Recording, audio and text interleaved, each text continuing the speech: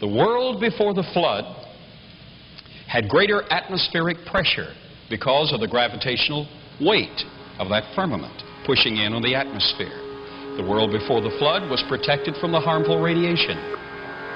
And that produced some very wonderful things. Essentially, everything in the fossil record was larger in the past than it is today. The great white shark today gets 36 feet long, but in the fossil record, he is 60 feet long. Something must explain that. In addition to that, this lepidodendron has its counterpart today. The very same form is the Lycopsid club moss. It gets 16 inches tall at best, but in the fossil record, that very same plant is 150 feet tall. We're not evolving. We've lost something in the process, or lost the conditions that would permit the full expression of the life form in 2.18 atmospheres of pressure. That's what the best of our research shows. That canopy firmament pushing in on the atmosphere would have introduced 2.18 atmospheres of pressure. We have dragonflies today.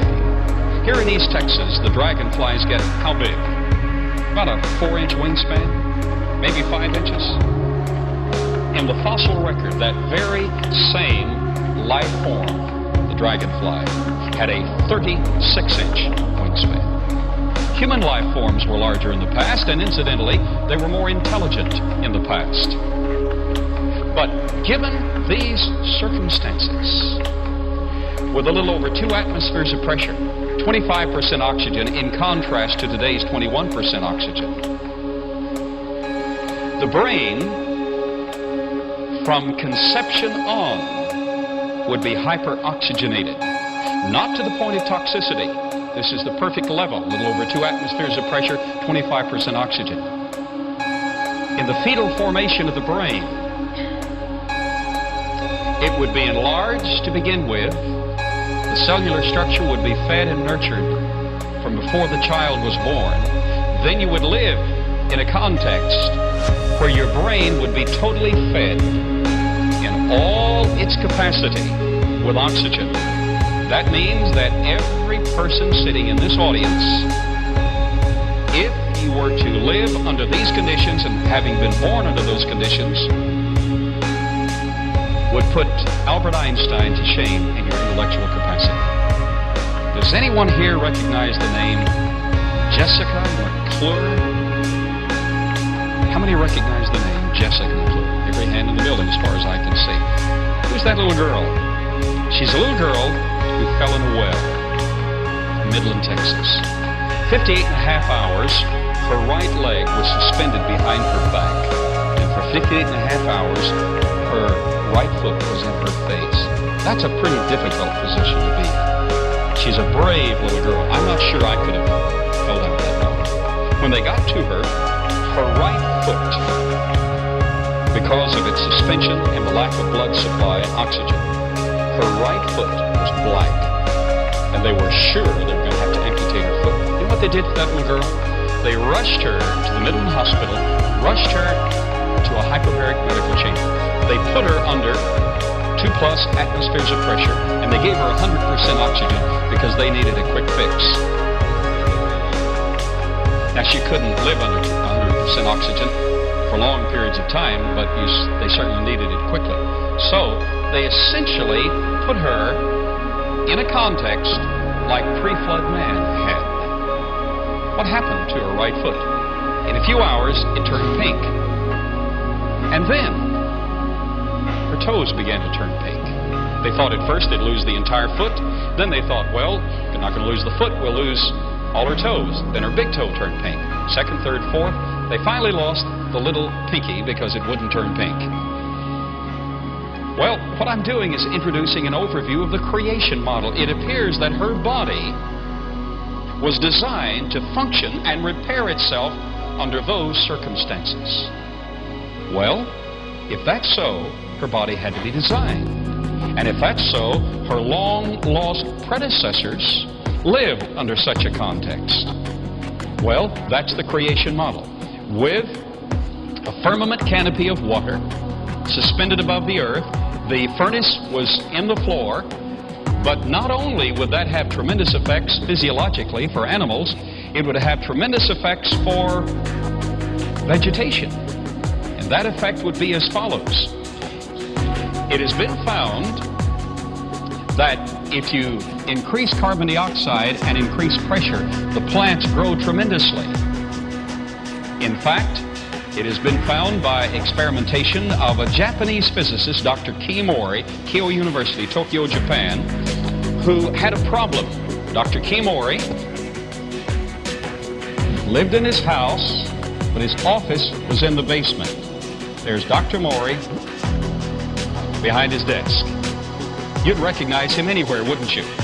Hope the cameras get a close-up. That's Dr. Mori, believe it or not. But he has a problem. He doesn't have enough light in his basement, and he doesn't want to pay for any more electricity. That's always a problem. But Dr. Mori had an ingenious idea. He knew what fiber optics would do, and he had some fiber optic cable at the university. So he brought some home, with or without permission, I don't know. He brought some home and he ran it out the roof. Ran it through the rafters, down the walls, and into the basement. And sure enough, it worked. You know how fiber optic cables work. You can tie them in a knot, shine a light in one end, and the light will just follow all the way through the knot and come out the other end. Well, that's what happened here. So it worked. Light from the sun struck the cable, came right on down, and came out the bottom into his basement. Beautiful. What he forgot was that the dimension of the fiber optic cable that he had filtered out the ultraviolet spectrum of light. Now, that's important. It's the ultraviolet that's giving us most of the trouble we have today. In the next lecture, you'll see how it's destroying us. It's the ultraviolet that is a major problem. All right? That fiber optic cable filtered out the ultraviolet so that the light he got in his basement was essentially like the light we got before the flood, because water also filters out ultraviolet and shortwave radiation. Did you get that? The light that he got was like the light we had before the flood. So, Dr. Mori, being Japanese, wanted to plant something living. And he put a little tomato plant, just a natural tomato plant, in his basement. In a few weeks, the thing grew out of control. He knew he had something. So he went outside, built a platform, shielded that platform from ultraviolet radiation with a shielding process, plastic shielding process, put his tomato plant there, but he did something else. He knew that tomato plant, if it was going to grow that fast, needed a lot more carbon dioxide. Indications are in the fossil record that we had a lot more carbon dioxide than we had in the past. So, he increased the carbon dioxide and pressure at the base of his plant. Guess what happened to his plant, his tomato plant? It grew. How well did it grow? Now remember, what he's doing is actually simulating, primitively, what it was like before the flood. How old do you think would be a good age to live and still be in control and in command of your faculties? 80? Multiply 80 by 12. What do you get? 960. That has a 12-fold lifespan. Multiply your 80 by 12 and you get 960 years. That means that in certainly academic theory, the capability under those circumstances is for some of your ancestors to have lived 960 years. Did they? Sure they did. Methuselah lived older than that. Adam almost lived that long. But now it's better still. Let me wind up this introductory concept. This is just an overview. We've only introduced the concept. One of the nation's leading scholars is Dr. Edward Blick, University of Oklahoma, head of Aerospace Engineering Department. Dr. Edward Blick has stated in print that under these circumstances, with the firmament canopy filtering out the ultraviolet radiation, and under these circumstances, with the added pressure introduced by the gravitational weight of that firmament pushing in on the atmosphere, under those circumstances, with man's large lung capacity, man could run up to 200 miles without fatigue. And they've got a new theory now that says maybe a lack of oxygen killed the dinosaurs. A lack of oxygen. Why would they say that? Well, they had a big symposium in 1993. A bunch of scientists got together to study the Apatosaurus. And they said, folks, we've got a problem. An 80-foot Apatosaurus had nostrils the same size as a horse. How is an 80-foot animal going to get enough air through nostrils the same size as a horse? He'd be sucking so hard trying to get a breath, it'd set him on fire from the friction from the wind whistling in there. They couldn't breathe. Well, apparently they did breathe because bones of dinosaurs are found all over the planet. Even in Antarctica and Alaska. I mean, dinosaurs lived everywhere, okay? So how could an 80-foot animal get enough air? Well, today he probably couldn't. Not to get 80 feet long. But I think before the flood came, they had this canopy of air or water or ice that would increase air pressure. Plus, they had richer oxygen. You know, when they drill into the amber, how many saw the movie Jurassic Park? You know, where they drilled in to get the mosquito blood out. Sometimes in amber, which is petrified tree sap, they find air bubbles in the amber.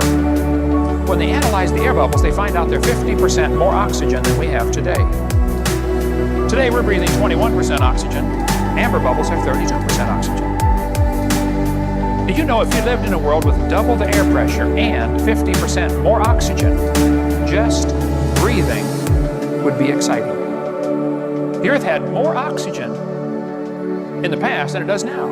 Now, you kids are going to be told in textbooks that the Earth had no oxygen at the beginning when life was evolving, called a reducing atmosphere. That is baloney. We cover all that about video 4, about how life began. It could not have evolved with oxygen or without oxygen. But if you double the air pressure and increase oxygen, not only does your hemoglobin take on oxygen like it's supposed to, your plasma will get oxygen saturated, which means you could run hundreds of miles without getting tired. Adam and Eve didn't need a car. They could run to grandma's. Only they didn't have a grandma. Or mother-in-law, by the way. That's why it was paradise. I think before the flood came, I think things were a whole lot different. With increased oxygen, you would heal up much faster.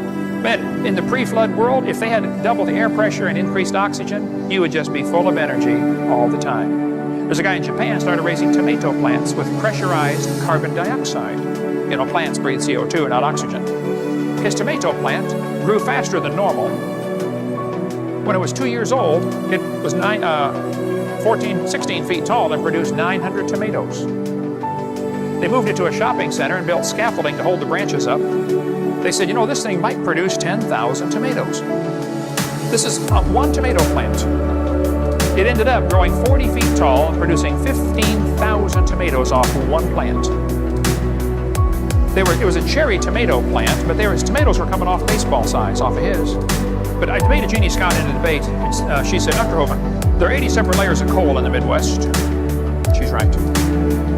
She said, if you look at the amount of coal in the world today, the entire biomass, all the plants of the world today, could not possibly be converted to that much fossil fuel. She's right again. There is so much coal in the world that if you took every tree and blade of grass and bush and squished it, you couldn't make all the coal. There are enormous volumes of coal in the earth. I said, Jeannie, you are right. She said, well, don't you see, Hovind? There had to be an enormous amount of time to lay down all the coal seams. Oh, no. Right there, she's wrong. You see, she's looking at today's world and assuming that's how it's always been.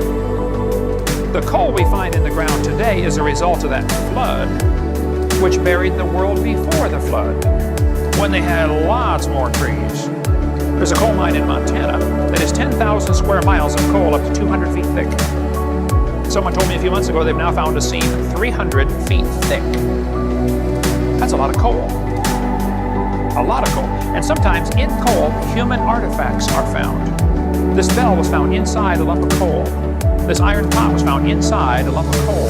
The sole of a shoe found inside a lump of coal. We cover more on that on video 6 about coal formation. But the Bible says there were herbs, that's plants, over all the earth. It's not that way today. 70% of the earth is underwater, for heaven's sake, okay? That's not covered with plants. The earth was covered with plants when God made it. Did you know they find leaves in Antarctica? 250 miles from the South Pole, they're finding leaves. There are no...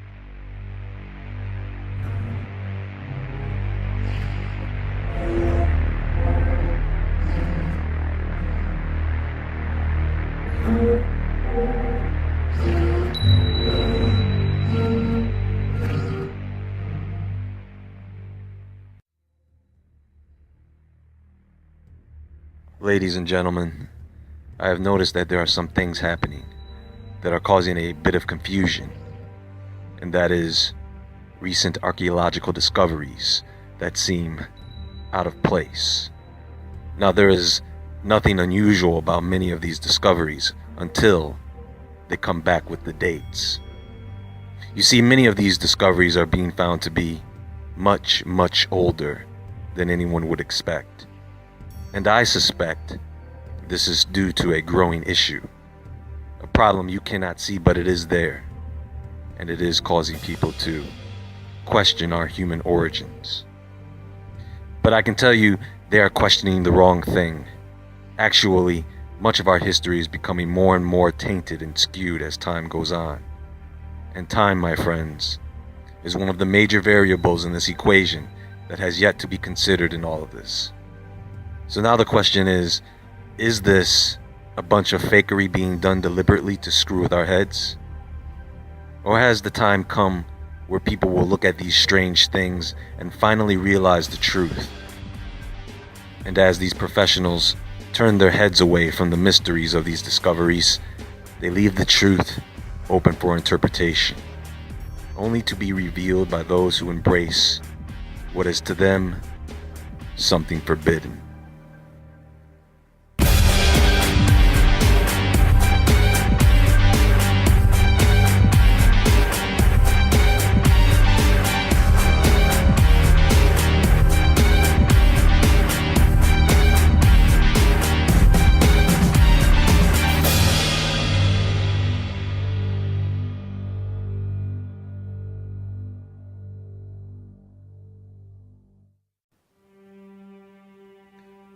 So based on our Georgian calendar, recorded human history began between 5,000 and 6,000 years ago.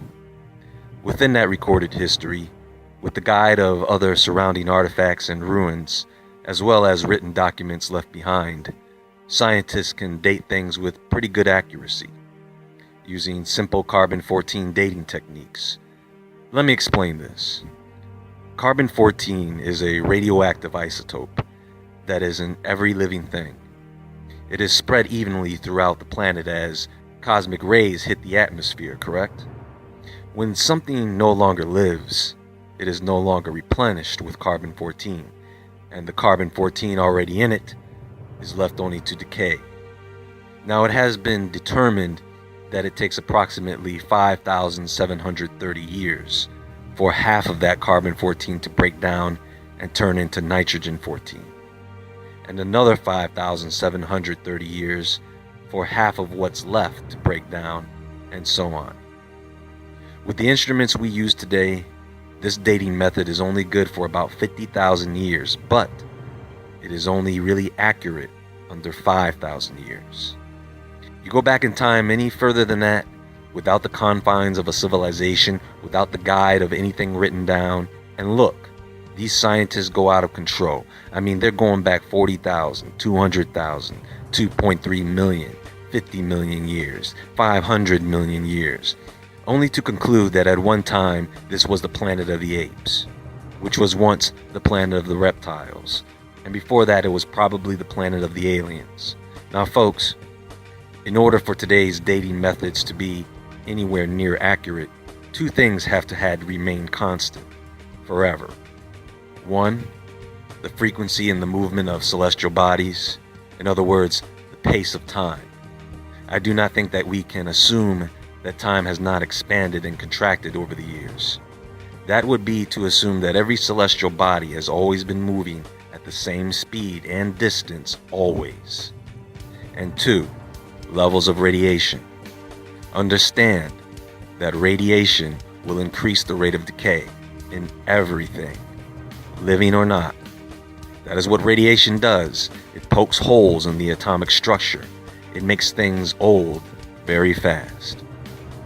Radiocarbon dating, uranium series dating, this would all be good, but because of radiation, it is all garbage. Everything, it's contaminated. And you have to factor in the effects of electromagnetic radiation on the rate of decay. Look, they find these dinosaur bones, and they're highly irradiated. Now, they're so old that they use relative dating to determine their age. This is based on the age of the rock layer in which it was found, of course. Oh, but wait. When you do use carbon dating on these bones, guess what? You get a date. Oh, but mainstream archaeologists, the majority of them, they don't care. They need the support of their peers in order to get their work published. There are authorities that these scientists have to answer to. And when you start spitting out science that supports the existence of aliens or God, that is not within their guidelines of how to do that, what to present to the public and what not to present, then good luck. If you want your findings published, the only thing you can do now is write a book, which is not really a bad thing for the author, because more people read those books than they do scientific journals.